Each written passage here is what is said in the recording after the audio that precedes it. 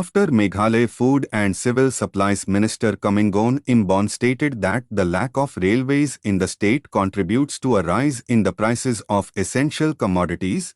The Khasi Students Union, KSU, criticized him for using the issue to deflect attention from the government's failure to address the problem. In a statement, the KSU General Secretary Donald V. Thaba the claim irresponsible and urged the public to not believe such statements. He further emphasized the union's opposition against railway lines in the Khasi Hills area, stating that the KSU will not allow its implementation until mechanisms have been put in place to prevent influx into the state. Thaba stressed the importance of the implementation of the Eastern Bengal Frontier Regulation 1873 or the Inner Line Permit, ILP.